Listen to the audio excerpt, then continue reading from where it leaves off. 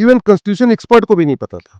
अच्छा। हाँ, जैसे भारत में लड़कियों की शादी की उम्र 18 साल के अलावा 9 साल भी है एक कम्युनिटी के लिए, ये किसी को पता ही नहीं था। हाँ, मुझे तो आज पता चल रहा। हाँ, फिर मैंने वो पीआईएल फाइल किया, तो पीआईएल फाइल किया चीफ जस्टिस की, पीआईएल हमेशा चीफ जस्टिस की कोर्ट में लगती है। अच्छा।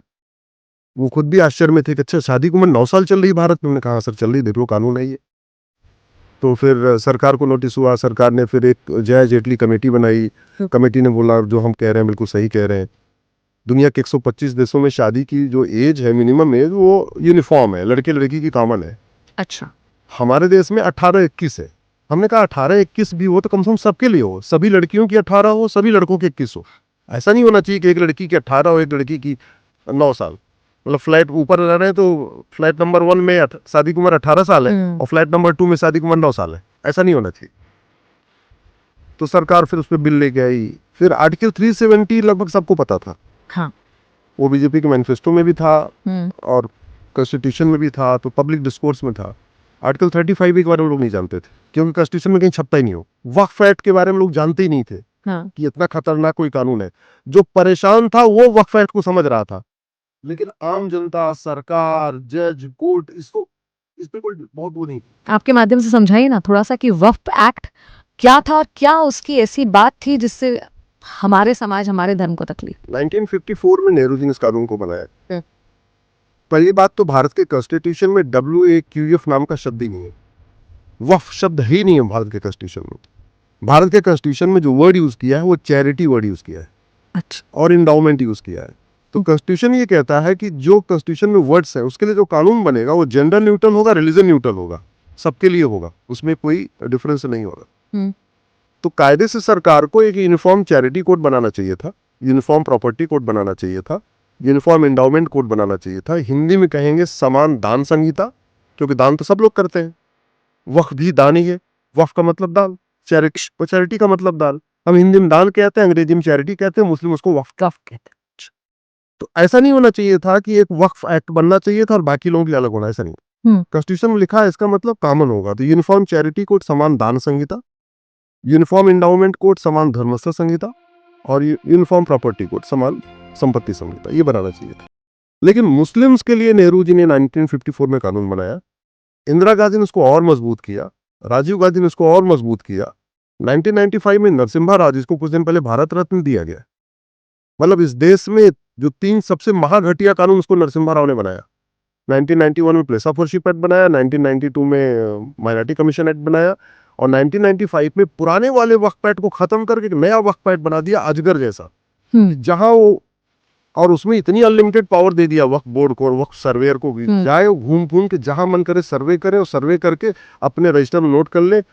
केवल 1 महीने की नोटिस देना है कि 1 महीने में अगर कोई आके कहे कि हाँ भाई हमारी जमीन है तो ठीक है, नहीं तो वो जमीन वक्फ बोर्ड की हो। तो चैरिटी थी, कब्जा कैसे हो गया?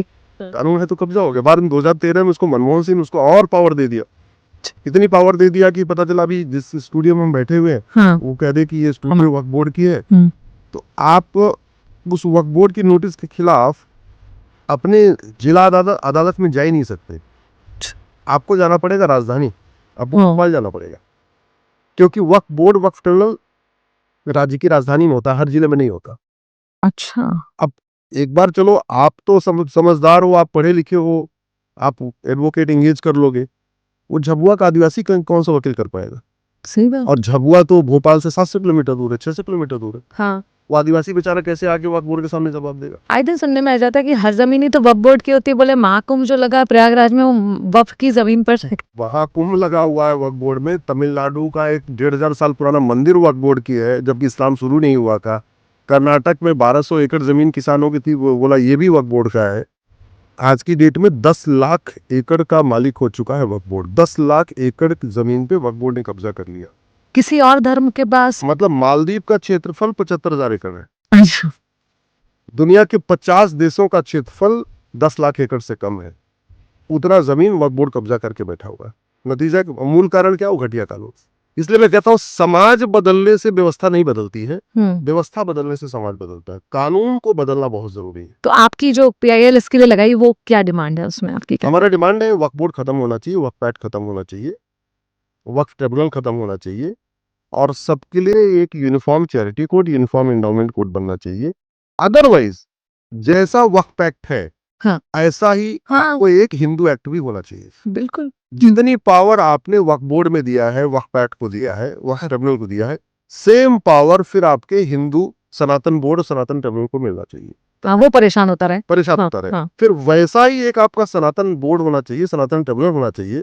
सनातन सर्वेयर जाएगा काशी, मथुरा, भद्रकाली, गौशाला, अटाला, जितने देश भर, उसको जहां जहां लगता है कि हमारी जमीन है, वो जाके वहां पे हाथ रखेगा और जिसको जवाब देना है वो सनातन ट्रिब्यूनल में आए, न कि कोर्ट में जाए। ऐसा नहीं हो सकता कि मुस्लिम से जाके कहे हमारी प्रॉपर्टी, तो फिर कोर्ट में मुकदमा नहीं चलेगा, वक्फ ट्रिब्यूनल में चलेगा, और हिंदू कहे हमारी प्रॉपर्टी तो मुकदमा कोर्ट में चलेगा। ऐसे थोड़ी हो सकता है। सही बात है। दूसरा, मान लीजिए इस देश में सबसे ज्यादा दान कौन करता है? हिंदू करते हैं। अगर आप प्रति व्यक्ति दान देखिए तो सबसे ज्यादा जैन दान करते हैं। अच्छा। हाँ, सबसे ज्यादा। अगर जैन की संख्या देख लीजिए और जैन के द्वारा किया गया दान देख लीजिए तो प्रति व्यक्ति दान जैन सबसे ज्यादा करते हैं। पूरे देश में जैन मंदिर बनते हैं, जैन धर्मशालाएं बनती हैं, राइट। अब अगर मान लीजिए कहीं जैन मंदिर बना, जैन धर्मशाला बना, मैं जाके बोलूं कि ये जो आप मंदिर बना रहे हो ये हमारे दादाजी ने हनुमान मंदिर बनाने के लिए जगह छोड़ा हुआ है, तो मेरा और जैन साहब का मुकदमा कोर्ट में चलेगा।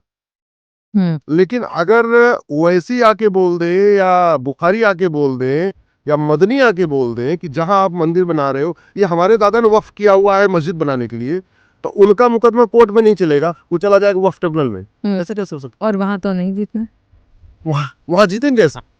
तो ये जो खेल चल रहा है इसी के खिलाफ मैंने पीएल फाइल किया। हमें खुशी है कि सरकार ने उसमें अमेंडमेंट ले आई है। अच्छा। लेकिन सर मेरा मानना है इस कानून को खत्म करना चाहिए। और मैं जेपीसी में मैं गया था, पार्लियामेंट मेरा प्रेजेंटेशन था वहाँ जेपीसी के सामने, एक जेपीसी बनी हुई। जेपीसी मैंने क्या क्या बोला वो तो आपको नहीं बता सकता, वो मेरा कॉन्फिडेंशियल इशू है। लेकिन हमारा ये कहना है 44 अमेंडमेंट सरकार ले आई है वक्फ एक्ट को ठीक करने में, 44 बदलाव सरकार कर रही है।